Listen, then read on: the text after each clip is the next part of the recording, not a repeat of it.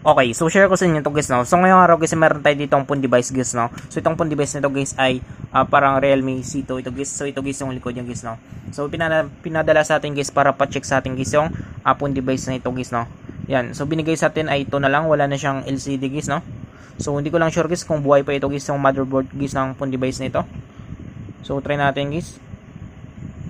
So wala siyang vibrate guys, no. So subukan natin guys, charge natin kapag mag-response kahit vibrate lang. Para malaman natin guys kapag buhay pa ito. So wala siyang vibrate guys, no. So kahit wala kasi itong ano guys, LCD guys, ay dapat ba-vibrate ito guys, no. Yan. So wala siyang vibrate guys. So wala siyang response guys, no. So ang gagawin natin dito guys ay bubuksan natin guys yung unit na ito guys. So tanggalin natin.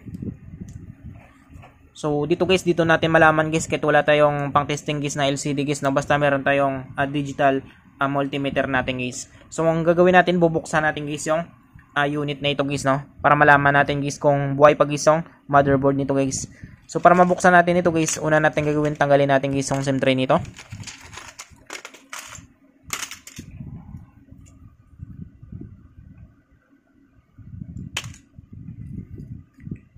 So ayan siya guys, no, meron pa siyang memory tsaka isang SIM card. So tabi lang natin yan. So ang gagawin natin dito guys ay bubuksan natin guys yung unit na ito guys, no. So para mabuksan natin ito guys, pwede kayong gumamit guys ng pang opening tools yung guys, no. So sa akin guys ay kukulang guys yung gagamitin ko. Yan. So simulan natin.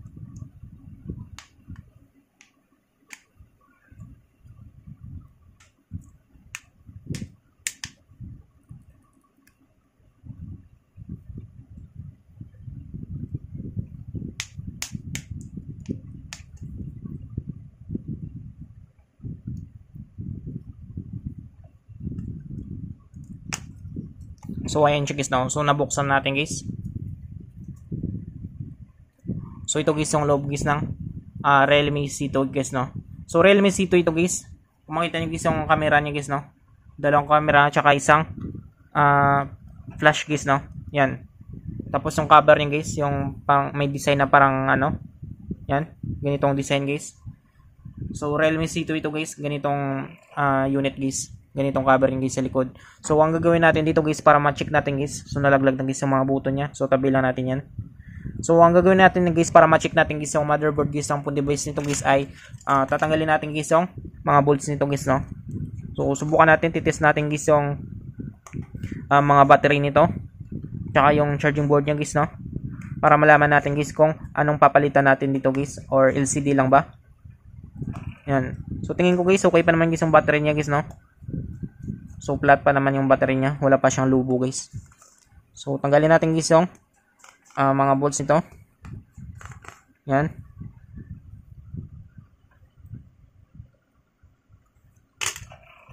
Sunod natin guys ay tanggalin natin guys yung cover guys ng motherboard nito guys, no. So meron pa siyang isang bolts guys. So pag hindi siya mabuksan guys, ibig sabihin guys meron pa siyang isang bolts guys, no. Yan. So ito guys final na ito. Yan. So nabuksan natin guys, no. So una natin gagawin dito guys sa unit nito guys ay tanggalin natin guys yung FPC connector guys ng battery niya guys, no, or yung tinatawag natin guys na flexible printed circuit nito guys. So tanggalin natin yan. Yan. So ngayon guys, dito natin malaman guys, no, kung buhay pa guys yung motherboard nito or goods pa or may tama guys yung motherboard guys ng phone device nito guys, no. Yan. So para ma-check natin nito guys, gagamit tayo dito guys ng digital multimeter natin. So check natin guys yung continuity nito guys. So kapag ganito guys, ibig sabihin guys meron siyang tama guys, no. Meron siyang shorted guys sa motherboard niya. So wala kasi siyang response guys, no. So parang nayupi guys yung metal plate nito guys. So possible guys na nalaglag talaga ito guys, no. So subukan natin guys, no. I-check natin guys.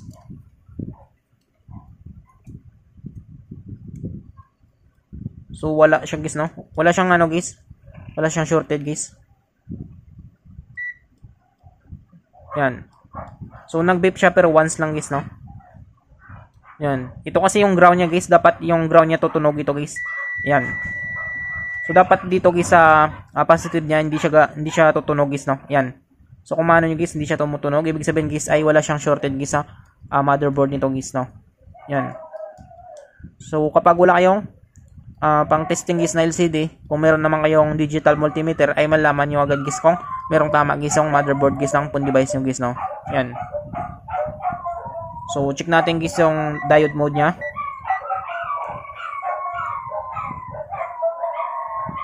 So goods naman siya guys, no. Yan. So good siya guys. So sunod natin guys ay check natin guys yung subboard nito guys, no. So para ma-check natin ito guys, tanggalin natin guys yung mga bolts nito. So hindi pa siya nabubuksan guys. So buksan natin.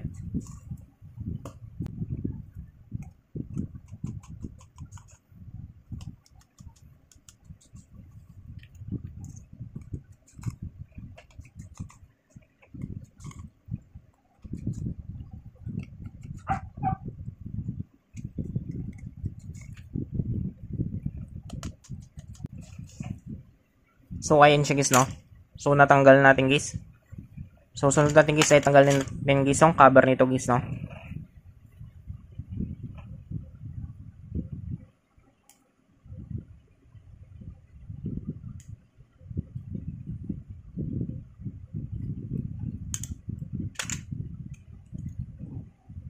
So ayan siya guys, no. So natanggal natin. So tabi lang natin yan. So bagong bago pa guys yung ano nya, yung cover nito guys. So tabi natin yan. Sunod natin dito guys. So kung makita nyo guys, parang nabasa guys yung ano nito, yung charging pin nito guys. So check natin guys. So kalawang na. So tanggalin natin guys yung flex guys ng charging guys, no.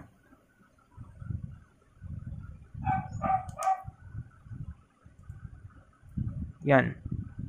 So sunod natin guys, titest natin guys yung voltage guys ng charging pin nito guys, no, kung meron siyang 5 volts guys. So para ma-check natin guys yung 5 volts na guys ay lalagyan natin siya guys ng voltage guys, no. So dito natin malaman kung meron siyang pumapasok guys na voltage guys, no. Yan. So para ma-check natin to guys ay magsisi tayo dito guys sa DCB natin guys, now direct current voltage guys. Yan. So subukan natin.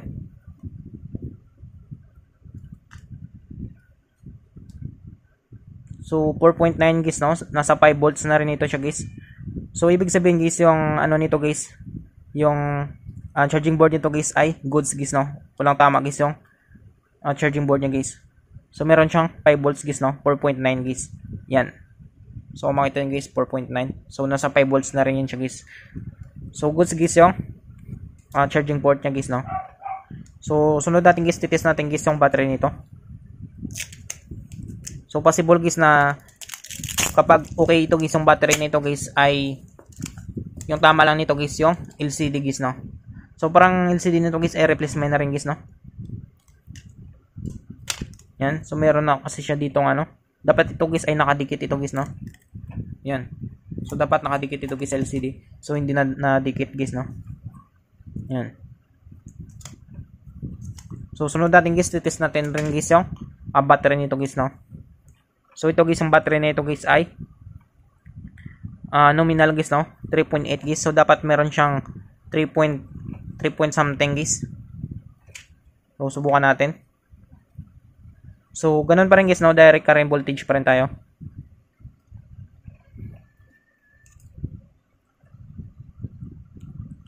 So yung positive daw guys ay nasa kaliwa guys, no. Tapos yung negative ay nasa kanan. So subukan natin.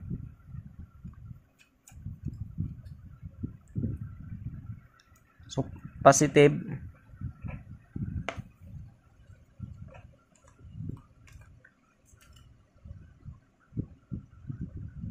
Ito yung positive guys, tapos ito guys yung sa kanan guys yung negative. So 3.7 guys, no. So possible guys na ano lang ito siya guys, drain guys yung battery nito guys, no. Yan, so 3.7 guys. So ibig sabihin buhay guys, no. Goods guys yung battery nito guys. So na-check na natin guys, ay goods guys yung charging port niya, goods guys yung battery niya, at wala siyang shorted guys sa motherboard niya guys, no. So yung papalitan na natin dito guys ay LCD lang guys, no. Yan. So, ibig sabihin LCD lang guys, no? Tama guys ng phone device nito guys. Yan. So, ganun lang guys, no? Kung paano natin guys matest guys yung motherboard guys ng phone device natin. At yung mga battery niya. At yung mga charging port niya guys, no? So, I hope guys na makatulong sa inyo itong video tutorial natin. Sa mga bago pa lang sa ating channel guys, no? Huwag natin kalimutan guys, i-click guys yung subscribe at yung notification bell button para ma-update ko kayo guys sa susunod natin guys na video tutorial. Thank you guys and God bless sa lahat.